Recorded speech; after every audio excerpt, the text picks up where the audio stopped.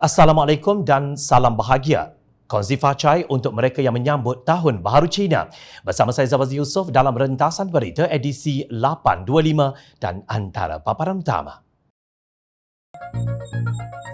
Kalau ekor penuh tahi, jangan berkokok terlalu kuat. Hendak mengampu sekalipun, agak-agaklah. RMK12 Perikatan Nasional jangan kuat berangan. PAS dan Bersatu ditolak di Sarawak.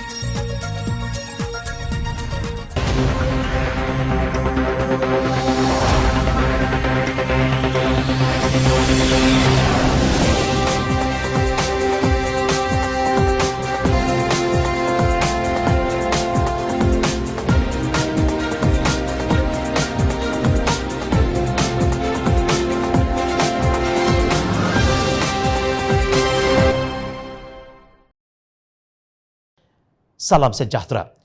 Seorang anggota Majlis Tertinggi Bersatu menggesa Jabatan Pendaftaran Pertubuhan ROS supaya menyiasat dakwaan yang dibuat di mahkamah bahawa UMNO mempunyai akaun bank rahsia yang tidak diaudit.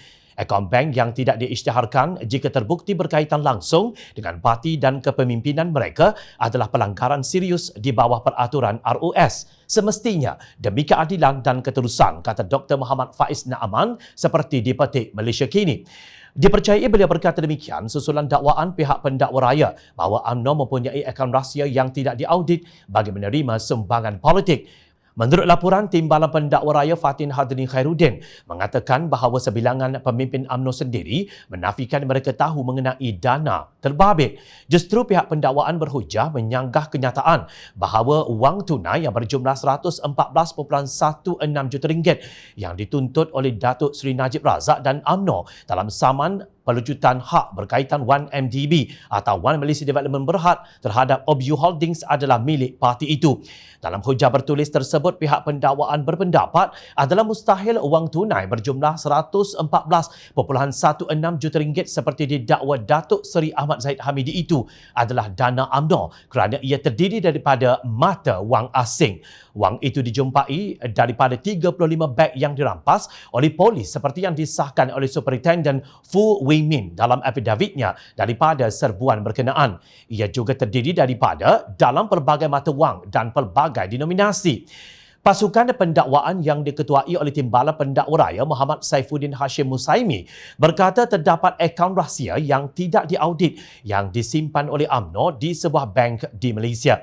Ujarnya sumbangan politik yang tidak diaudit secara tunai melanggar Seksyen 14-1-D dan -B Akta Pertubuhan.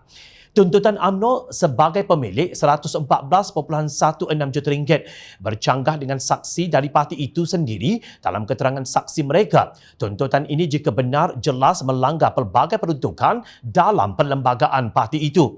Wang tunai yang tidak dihitung, tidak diverifikasi dan tidak diaudit juga menyalahi pelbagai peruntukan dalam Akta Pertubuhan yang boleh mengakibatkan UMNO dibatalkan pendaftaran oleh pendaftar pertubuhan. Dakwa pihak berkenaan seperti yang dipetik.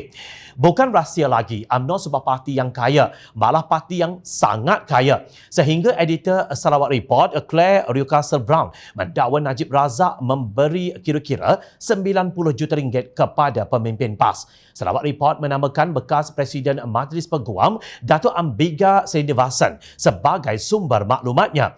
Editor yang berpangkalan di London itu berkata demikian dalam pernyataan pembelaannya dan juga tuntutan balas yang difailkan di mahkamah pada 11 Oktober 2017 ke atas tuntutan saman Presiden PAS Datuk Seri Abdul Hadi Awang bahawa PAS menerima sejumlah wang daripada Najib Razak. Namun sejarah mencatatkan bahawa Hadi telah menarik balik tindakan saman maklum beliau terhadap Claire tanpa meminta laporan Sarawak Report dipadamkan, tanpa meminta maaf dan tanpa Sarawak Report membayar sesen pun kos mahkamah kepada Presiden PAS itu. Namun di sebalik tuntutan pemimpin bersatu supaya ROS menyiasat UMNO, beliau lupa melihat kerenah Presiden partinya sendiri, Tan Sri Muhyiddin Yassin. Bagaimanakah caranya Muhyiddin mendapat sokongan ahli parlimen untuk membentuk kerajaan Perikatan Nasional? Muhyiddin masih belum menafikan dakwaan Syed Saddiq Syed Abdul Rahman bahawa beliau menggunakan kaedah scheme of things untuk mendapat sokongan. Tan Sri Tengku Razali Hamzah dalam suratnya kepada Speaker Dewan Rakyat Datuk Azhar Harun bertarikh 19 November tahun lalu yang antara lain menulis untuk turut serta dalam Dewan Rakyat dalam soal belanjawan tanpa terlebih dahulu menunjukkan keabsahan Perdana Menteri dan menterinya adalah untuk menjejaskan satu prinsip penting perlembagaan yang akan membawa kesan serius kepada usaha menegakkan perlembagaan kita, kedaulatan undang-undang dan kemungkinan amalan rasuah politik untuk mengekalkan kuasa. Pada pendapat saya, rasuah politik boleh disifatkan sebagai duri dalam daging yang akan memusnahkan sistem demokrasi berdasarkan perlembagaan dari dalam, tegasnya. Ahli politik veteran UMNO itu secara tersirat mengaitkan pembentukan kerajaan tebuk atap ini dengan rasuah politik demi terus berpaut kepada kuasa. Justru jika UMNO harus disiasat oleh ROS, maka bersatu juga wajar disiasat bukan hanya oleh ROS tetapi oleh Suruhanjaya Pencegahan Rasuah Malaysia SPRM dan Polis Diraja Malaysia PDRM. Di sini ingin kami tegaskan bahawa Jom Channel menentang amalan politik wang, tidak kira nama parti itu walaupun daripada Pakatan Harapan dan tidak kira daripada mana sumber dana tersebut. Pemimpin bersatu jangan jadi seperti ayam jantan yang berkokok kuat dan nyaring tetapi ekor bergelumang tahi. Adakah parti anda suci dan bersih sedangkan di dalamnya penuh dengan bekas ahli pemimpin UMNO yang mengkhianati parti mereka sendiri? Kenaikan harga barangan menambah bebanan rakyat. Demikian bunyi tajuk nukilan Timbalan Presiden UMNO Datuk Seri Mohamad Hassan di Facebook beliau pada 25 Januari lalu. Beliau memulakan rungutannya dengan bahasa yang lunak. Semenjak pandemik melanda negara, bekalan barangan keperluan mencukupi dan mampu menampung keperluan ramai, katanya. Kemudian beliau bentangkan fakta isunya. Kebelakangan ini rakyat semakin terbeban dengan kenaikan harga barangan terutama bekalan makanan mentah. Perkara yang lebih membimbangkan ialah trend harga barangan berterusan naik dengan berlanjutan pelaksanaan Perintah Kawalan Pergerakan PKP, ujarnya. Justru kata kuncinya harga barang naik. Sesuatu mesti segera dilaksanakan untuk mengatasi masalah ini. Dasar kecukupan dan keselamatan makanan bukan sekadar memastikan kecukupan bekalan tetapi juga memastikan harga makanan selari dengan kuasa beli rakyat, tegas beliau. Seterusnya, beliau berhujah perkara yang seluruh negara sudah tahu bahawa ramai rakyat Malaysia kehilangan mata pencarian akibat pandemik COVID-19. Kuasa beli segelintir rakyat berada pada tahap yang genting. Menurut Mohamad, tanpa intervensi kerajaan, mereka yang hilang pekerjaan ini bukan sahaja akan jatuh miskin tetapi juga hidup dalam keadaan lapar dan tidak mempunyai makanan yang mencukupi. Pada 9 Februari, Akhbar Lidah Rasmi PAS Harakah Daily melaporkan Menteri Perdagangan Dalam Negeri dan Hal Ehwal Pengguna KPDN HEP Datuk Seri Alexander Nantalinggi berkata sebanyak 16 jenis barangan disenaraikan dalam skim harga maksimum musim perayaan atau HHMMMP Tahun Baru Cina 2021. Tinjauan Harakah Delhi ke beberapa pasar di Pasir Mas dan Kota Baru mendapati tiada kenaikan harga secara mendadak. Sedangkan sebelum ini setiap kali menjelang sambutan Tahun Baru dan Hari Raya Aidilfitri, harga barangan keperluan akan melambung di pasaran kerana permintaannya yang tinggi. Malah harga barangan dilihat masih kekal dan stabil serta mempunyai banyak pilihan menjelang sambutan Tahun Baru Cina. Maksud Harakah Delhi, pertama, harga barangan tidak naik. Kedua, semasa kerajaan dahulu harga barangan melambung naik menjelang Tahun Baru Cina dan Hari Raya. Ketiga, kerajaan sekarang bijak mengawal harga dan berkesan. Itulah maksud sebenarnya. Namun pada hari yang sama, berita Harakah Delhi itu terbit. Sinar Harian melaporkan harga barangan di Kelantan meningkat naik. Sebanyak 31 notis dikeluarkan oleh Kementerian Perdagangan Dalam Negeri dan Hal Ehwal Pengguna KPDN HEP Kelantan kepada pemilik pasar raya dan peniaga sayur di pasar-pasar tumpuan di seluruh negeri Kelantan berikutan kenaikan harga barangan keperluan antaranya bawang pada Januari lalu, lapor Sinar Harian.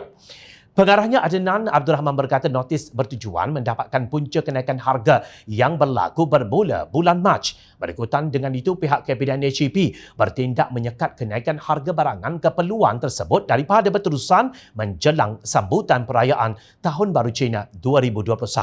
Saya mengingatkan peniaga supaya tidak menaikkan harga tanpa alasan yang munasabah dengan niat untuk membuat keuntungan tinggi atau berlebihan, katanya. Dua akhbar melaporkan dari tempat yang sama tetapi hasilnya jauh bercanggah antara satu sama lain. Harakah Daily kata harga barangan kekal dan stabil. Sinar Harian pula memetik pengarah Kabinet NHB kata harga barangan naik sejak Januari. 4 sifat Nabi yang wajib dicontohi dan diikuti oleh umat Islam ialah Siddiq, Amanah, Tabligh dan Fatanah. Kalau berteriak kata ikut Nabi tapi tak ikut sifat Nabi, itu apa maknanya? Jom channel harap pemberita Harakah Daily cuma buta huruf, bukan buta hati. Bertaubatlah. Kerajaan minoriti Perikatan Nasional yang bergayut untuk terus berkuasa bawah darurat tidak mempunyai autoriti moral untuk membentangkan Rancangan Malaysia ke-12 atau RMK-12, tegas Ahli Parlimen Pasir Gudang Hassan Abdul Karim. Wakil rakyat PKR itu berkata RMK-12 mestilah digubal, dirangka, dirancang dengan teliti oleh sebuah kerajaan awam yang berwibawa, yang ada integriti. Lebih-lebih lagi RMK-12 perlu dibentangkan di Parlimen untuk dibahaskan. Dalam keadaan Parlimen sekarang digantung, bermakna kerajaan PN yang ada sekarang mengorbankan rancangan pembangunan 5 tahun RMK-12 itu semata-mata untuk terus berkuasa, jelasnya. RMK-12 adalah rancangan pembangunan negara 5 tahun bermula tahun ini. Wawasan 2020 berakhir tahun lalu bersama-sama berakhirnya rancangan Malaysia ke-11 atau RMK-11. Perlu disebut bahawa kerajaan darurat yang menggantung Parlimen tidak ada mandat untuk meneruskan RMK-12 katanya. Sehubungan itu, Hassan mengingatkan pemimpin utama Pakatan Harapan PH bertanggungjawab untuk tidak membuang masa dengan isu remeh-temeh. Sebaliknya, beliau menegaskan PH mesti bersiap sedia sekarang dengan menggembeling tenaga pakar ekonomi mereka untuk merangka dasar bayangan RMK-12. Isu ekonomi adalah penting kepada rakyat jelata seluruh kaum di negara kita sekarang ini. Tugas pemimpin utama PH ialah memberi harapan kepada lebih 32 juta rakyat Malaysia.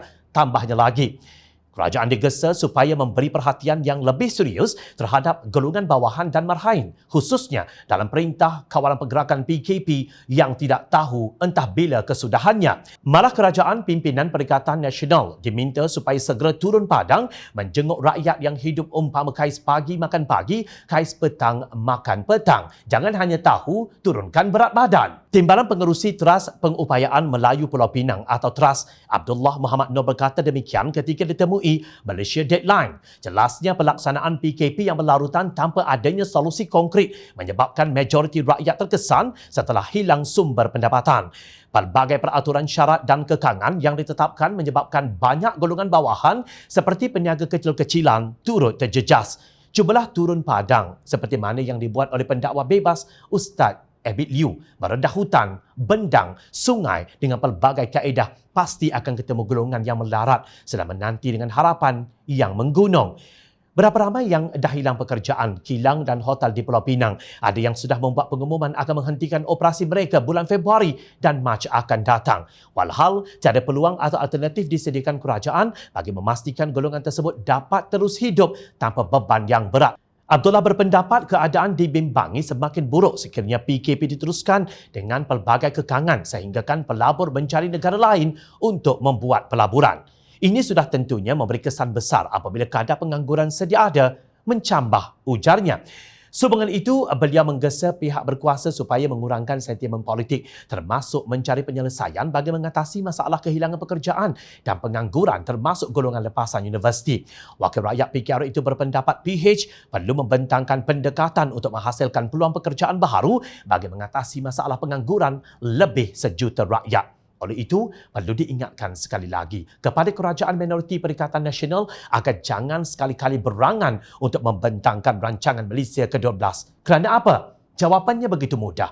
Kerana anda tidak mempunyai autoriti moral dan anda sememangnya tidak pernah memiliki integriti. Presiden Amanah Negara Amanah Muhammad Sabu berpendapat Malaysia tidak boleh mengikut tindakan New Zealand yang memutuskan hubungan peringkat tertinggi dengan Myanmar. Ahli Parlimen Kota Raja itu berkata kerajaan pada masa ini tidak layak berbuat demikian bagi membantah kudeta kerana Perikatan Nasional PN juga membelakangi mandat rakyat kepada Pakatan Harapan PH. Malaysia tidak boleh melakukan hal yang sama kerana mereka sama seperti Myanmar tidak menghormati mandat rakyat, katanya di Twitter semalam. Bekas Menteri Pertahanan itu berkata demikian mengulas keputusan New Zealand yang menjadi negara asing pertama semalam memutuskan penggantungan hubungan tentera dan politik peringkat tertinggi dengan Myanmar bagi membantah rampasan kuasa tentera. Oleh kerana pengkhianatan yang pernah dilakukan oleh kerajaan Tebuk Atap yang ada PAS dan Bersatu di dalamnya, nampaknya PAS, Bersatu dan Perikatan Nasional terhina teruk di Sarawak. Datuk Seri Haji Adi Awang, Tan Sri Muhyiddin Yassin dan Presiden Parti-Parti Komponen Perikatan Nasional nampak gayanya melopong gigit jari lepas ini.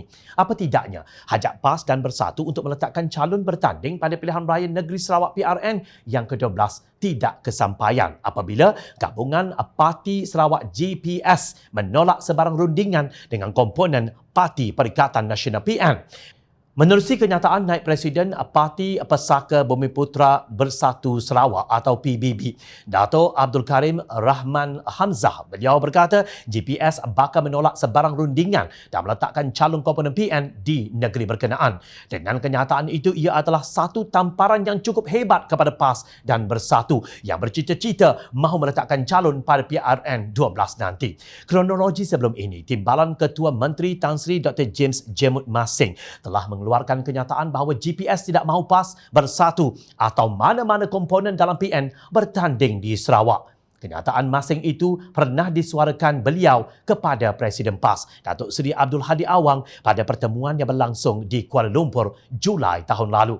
Malah jaminan itu turut dinyatakan Presiden Bersatu Tan Sri Muhyiddin Yassin ketika mesyuarat pimpinan 12 parti diadakan ketika itu. Bagaimanapun, Pesuruhjaya PAS Sarawak Geoffrey Jerai menegaskan tetap bersedia meletakkan calon di negeri berkenaan khususnya di kerusi Dewan Undangan Negeri Dun Majoriti Melayu Melanau Islam. Beliau sebelum ini turut memaklumkan bahawa peluang PAS Sarawak di kerusi Dun Beting Maru amat cerah berdasarkan keahlian yang dimiliki di kawasan terbabit. Semalam Abdul Karim dipetik dalam bernama berkata mana-mana parti yang bukan berasal dari Sarawak sama ada yang berkongsi perjuangan yang seiring dengan GPS dan Perikatan Nasional atau sebaliknya tidak diperlukan untuk masuk dan bertanding dalam pilihan raya negeri ini. Parti komponen PN adalah terdiri daripada Bersatu, UMNO, PAS, MCA, MIC dan beberapa parti lain di Sabah selain kumpulan Datuk Seri Azmin Ali, si pengkhianat politik negara. Berdasarkan Perlembagaan Negeri PRN 12 Sarawak perlu diadakan dalam tempoh 60 hari dari tarikh Dewan Undangan Negeri Dun dibubarkan dan penggal ke-11 Dun Sarawak ini akan tamat pada 6 Jun ini. Bagaimanapun, sebarang pilihan raya umum atau PRU pilihan raya negeri PRN mahupun pilihan raya kecil PRK tidak boleh diadakan selepas Yang di-Pertuan Agong Al-Sultan Abdullah Riayatuddin Al-Mustafa Billah Shah memperkenankan proklamasi darurat sehingga 1 Ogos depan. Bagi kita sebagai rakyat tidak kiralah bila PRN Sarawak akan diadakan. Asalkan gerombolan pengkhianat dan katak politik diletakkan di telapak kaki, itu sudah memadai. Amaikan cicak. Maksudnya, cicak pun bersetuju dengan kenyataan ini, kata orang Iban Sarawak. Balasan Allah itu pasti untuk mereka yang merampas dan mengambil hak orang tanpa rela. Cepat atau lambat, semuanya Allah yang maha menentukan. Bukannya Lebay Hadi, bukan pula Yidin dan bukan juga pemimpin UMNO yang tenggelam timbul kelemasan. Hidup kaya raya dengan duit rakyat, buat darurat demi kuasa dan kehendak peribadi. Akhirnya terhina dengan tindakan sendiri. Alhamdulillah, terima kasih Allah. Ingat, rakyat sentiasa memerhati. Teruskan bersama kami di Jom China dan layari portal jomchina.net untuk mendapatkan berita politik tanah air. Saya Zawaz Yusof, terima kasih untuk perhatian anda. Assalamualaikum, salam sejahtera, selamat menyambut Tahun Baru Cina.